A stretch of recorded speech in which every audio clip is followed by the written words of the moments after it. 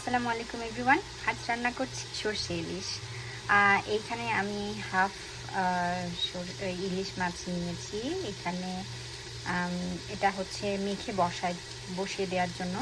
এখানে দিয়েছি লবণ, একটু হলুদ, সরষে বাটা, রসুন বাটা, আর 1 চামচ জিরার গুঁড়া, আর 3টা কাঁচামরিচ আর পেঁয়াজ। সরষের তেল দিয়ে মেখে বসিয়ে দিলাম। একদম কোনো নাড়াচাড়া হবে না। এখন আমি চুলাটা অন করে দেব। এটা আমি মিডিয়াম লো ফ্লেমে চালু করে দিলাম। কিছুক্ষণ কুক করব, তারপরে আপনাদের আবার দেখাচ্ছি।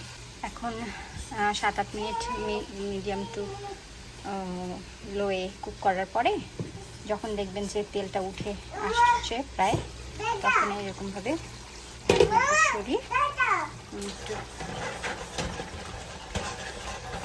নেড়ে দেবো। বলতে পাল্টে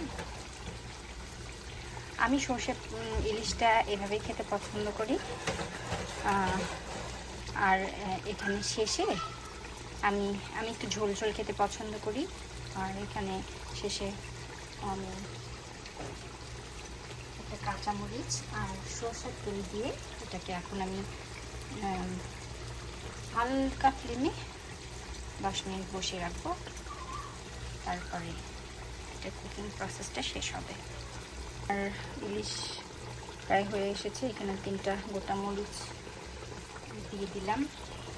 এরপর দিয়ে দিচ্ছি একটু কাঁচা সরষের তেল দিয়ে চুলাটা একদম লো করে আমি এটা এখন স্লো কুকিংয়ে হতে থাকবে। আমি এখানে বেশিক্ষণ কুক করিনি, কারণ ইলিশ মাছ হতে সময় লাগে না। আর আমি কাঁচা মাস্টার্ড সিড, যেটা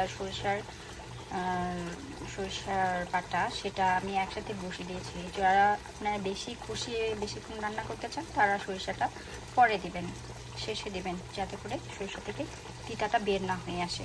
এবার আমি ঢেকে দিলাম। আমার কুকিং প্রসেস শেষ। এভাবেই হয়ে যাবে।